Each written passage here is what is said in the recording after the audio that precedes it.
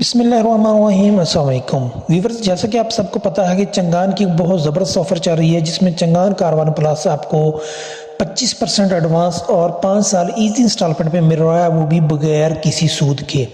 तो अगर आप इस गाड़ी को हासिल करना चाहते हैं तो इसको हासिल करने के दो तरीक़ाकार हैं। एक तरीक़ाकार है कि आपके पास जो भी चंगान का शोरूम है, आप उधर जाकर उनसे आसान कारोबार ऐप पर अप्लाई कर सकते हो। दूसरा तरीक़ाकार है, आप घर बैठकर भी इस आसान कारोबार ऐप पर अप्लाई कर सकते हो। ये दोनों तरीक़ोकार में आसान कारोबार पर अप्लाई करना होता है। उसके बाद जैसे ही आपकी जो एप्लीकेशन वो अप्रूव होती है तो पंजाब बैंक आपसे खुद तावन करेगा, आपको खुद कर्जा देगा। जो गाड़ी आपको मिलेगी वो पंजाब बैंक के ज़रिए मिलेगी, आपकी किस्त और डाउन पेमेंट वो पंजाब बैंक में जमा होगी। लेकिन आपने घर बैठकर अप्लाई कैसे करना है और आपको अप्लाई करने के लिए कौन कौन सी चीज़ें दरकार होगी, इस वीडियो में आपको तफसील से बताऊंगा और आपको स्टेप बाय स्टेप अप्लाई करने का तरीका बताऊंगा कि आपने घर बैठकर कैसे अप्लाई करना है।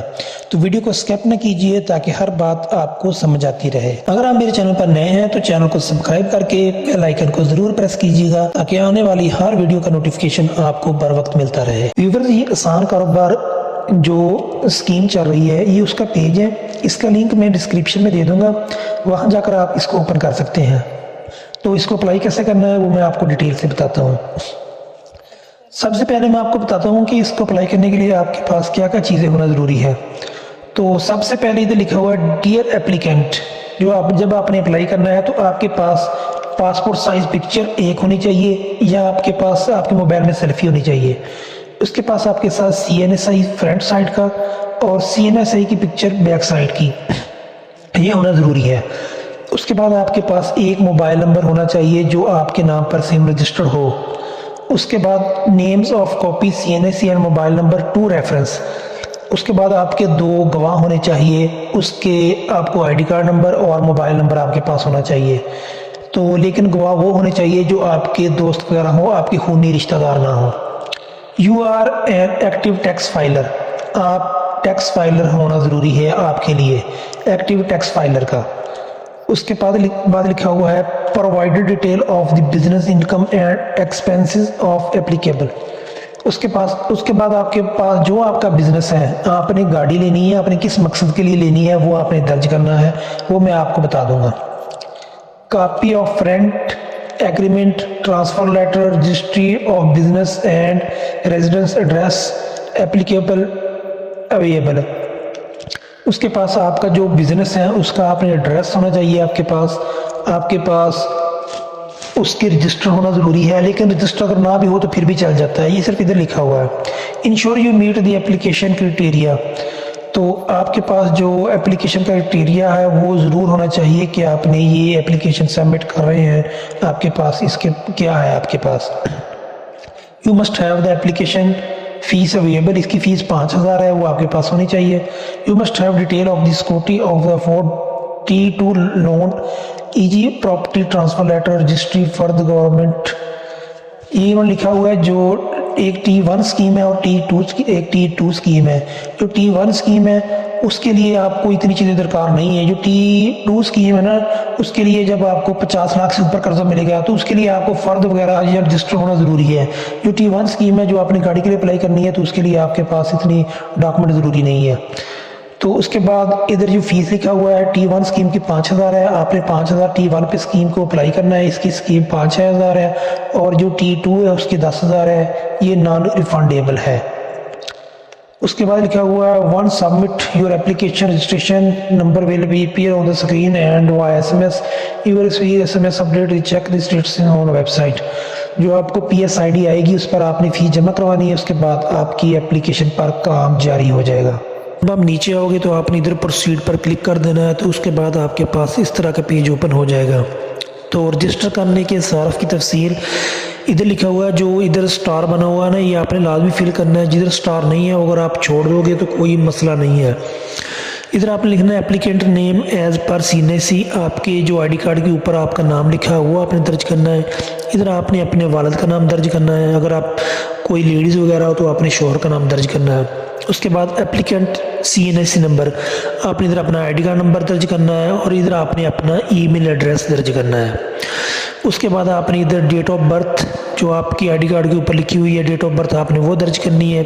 इधर आपने साथ आपने अपनी एज दर्ज कर देनी है। तो उसके बाद आपने अपनी आईडी कार्ड की इशू डेट इधर दर्ज करनी है। तो इसके बाद आपने इधर अपनी आईडी कार्ड की एक्सपायरी डेट दर्ज कर देनी है। इधर माँ का पहला नाम आपने दर्ज करना है, माँ का नाम। उसके बाद आपके पास शनाख्ती कार्ड के ज़रिए कोई मजदूरी वगैरह है तो आपने यस करना है, वरना आपने इसको नो कर देना है। तो जैसे आप नो करोगे तो ये ऑटोमेटिक डिसेबल हो जाएगा। अगर आप इसको यस करोगे तो इधर आपको मजदूरी की किस्म लिखनी पड़ेगी। तो उसके बाद आपने अपना इधर जेंडर सेलेक्ट करना है। उसके बाद आपने इधर अपना नेटवर्क, जिस आप नेटवर्क की सिम इस्तेमाल कर रहे हैं वो आपने वो लिखना है। इधर कोड, इधर आपने मोबाइल नंबर, इधर क्या आपकी सिम आपके नाम पर रजिस्टर है, आपने यस कर देना है। आपकी इधर आपने मौजूदा रहायशी पता लिखना है।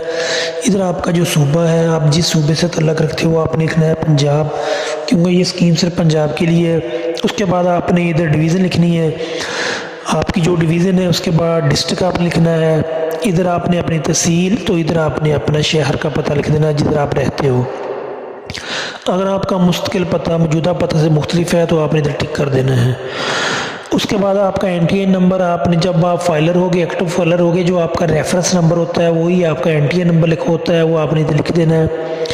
रहायश की मलकियत की हैसियत, आप जो रहायश पर रहते हो वो अगर आपके नाम पर है तो इधर आपने दर्ज कर देनी है।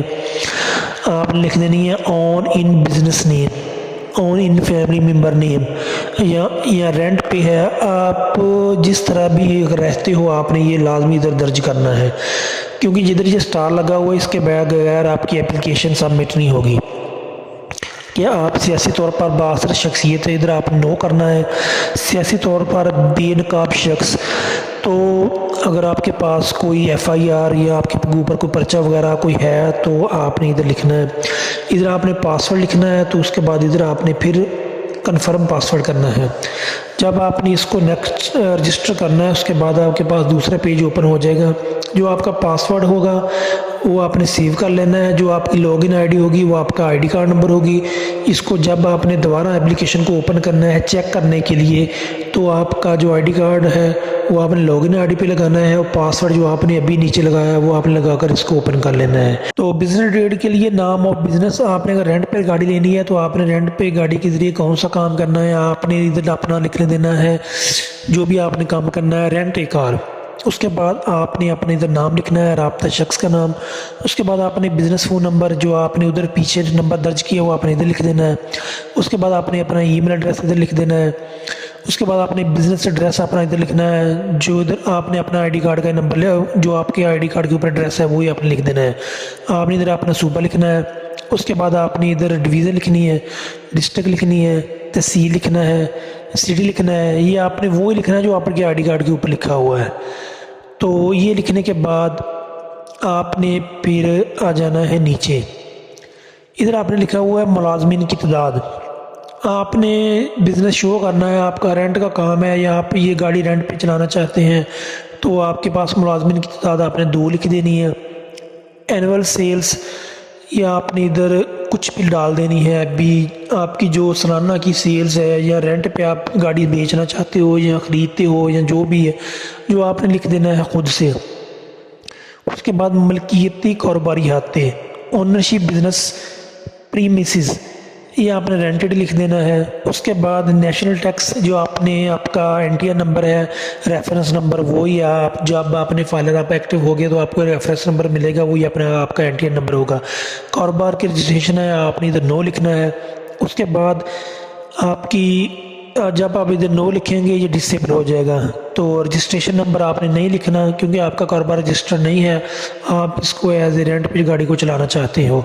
उसके बाद आपने इधर आपने जो कारोबार की मुख्तसर तफसील है वो आपने इधर लिख देनी है भी मैं रेंट पे ये गाड़ी चलाना चाहता हूँ, जो आप गाड़ी लेना चाहते हो। जो तीसरा पेज है वो है कर्ज़ और माली तफसीलात। आपने जो कर्ज़ की तफसीलात इधर फराहम करनी है। कारोबार के क़याम की तारीख आपने इधर लिख देनी है। 1 जनवरी से आपने कारोबार स्टार्ट किया है। जो आपका टायर है वो आपका टायर 1 है, इसमें आपको 1 लाख से लेकर 50 लाख तक कर्जा मिल सकता है। आपने जो लोन अमाउंट रिक्वायर है आपकी गाड़ी की, अगर आपने चंगान कारवां लेनी है तो उसकी प्राइस 30 लाख है, तो आपने इधर 5 मिलियन लिखना है, क्योंकि आपने 30 लाख लिखा तो आपका प्रूव 10-15 ही होगा। تو آپ 5 لکھ دیں، ہو سکتا ہے آپ کا 30 اپروو ہو جائے۔ آپ کی جو ٹرن اوور ہے وہ آپ نے 5 سال لکھنا ہے، جو آپ نے واپس کرنا ہے وہ 5 سالوں میں کرنا ہے۔ اس کے بعد نیچے لکھا ہوا ہے مالی تفصیلات، یہ جو جب آپ کا وہ اپروو ہو جائے گا تو ادھر آپ یہ بینک فل کرے گا ادھر۔ تو مالی تفصیلات کے بعد آپ نے ادھر لکھنا ہے سہولت کا مقصد، سیٹنگ اپ نیو بزنس، بھی آپ رینٹ کار کا نیا بزنس کرنا چاہتے ہیں جس کی وجہ سے آپ نے یہ قرضہ لینا ہے۔ بزنس نیم، بزنس نیچر، سروسز، آپ لوگوں کو سروس دینا چاہتے ہیں، بھی آپ رینٹ پہ گاڑی چلانا چاہتے ہیں۔ بزنس اسٹیٹس، کاروبار کی حیثیت۔ پراپرٹیشپ، آپ نے ادھر پراپرٹیشپ لکھ دینا ہے۔ تو ادھر آپ نے پرسنٹیج شراکت داری کا فیصد، آپ نے ادھر آپ اکیلے ہی ہو، آپ نے ادھر کچھ نہیں لکھنا۔ تو آپ کا ایکسپیرینس، تجربہ اس میں کیسا ہے، اس فیلڈ میں آپ نے جتنا 2 سال 3 سال جتنا لکھ دینا۔ رینٹ کار کا تجربہ ہی ہوتا ہے، ہر بندے کے پاس ہوتا ہے۔ ادھر آپ نے کرنٹ امپلائمنٹ اسٹیٹس، آپ کے پاس جو موجودہ ملازمت کی حیثیت، آپ پہلے کو کام کر رہے ہو یا ویلے ہو، تو آپ نے ادھر لکھ دینا ہے پارٹ ٹائم امپلائڈ۔ اس کے بعد do you have a vehicle in your name, کہ آپ کے نام پر پہلے کوئی گاڑی ہے، تو اگر آپ کے پاس نام پر ہے تو آپ نے یس لکھنا ہے، اگر نہیں تو آپ نے نو لکھنا ہے۔ بزنس انفارمیشن، یہ کاروبار کی معلومات ہیں، آپ نے ادھر لکھ دینا ہے جو آپ کا بزنس ہے، لون آف وہیکل، آپ کس مقصد کے لیے گاڑی لینا چاہتے ہیں، کس مقصد کے لیے آپ قرض لینا چاہتے ہیں، وہ آپ نے ادھر لکھنا ہے کہ میں نے گاڑی کو لینا ہے، اس کے لیے یہ میں نے قرض لینا ہے۔ اس کے بعد آپ نے منتھلی یونٹ سولڈ، ماہانہ فروخت ہونے والے یونٹ کی تعداد، کاروبار کی معلومات ہیں، آپ نے ادھر کچھ بھی لکھ دینی ہے۔ تو آپ نے اوس فروخت فی یونٹ 12,500، اوس ماہانہ تنخواہ 25,000، ماہانہ افادیت 20,000، اس کے بعد آپ نے ماہانہ کرایہ شاپ کا آپ کا 15,000 ہے، متفرق اخراجات 12,000 ہے۔ آپ نے جو قرض وغیرہ لینا ہے تو اس کے لیے آپ کو ڈیٹیل تو فراہم کرنی پڑنی ہے نا۔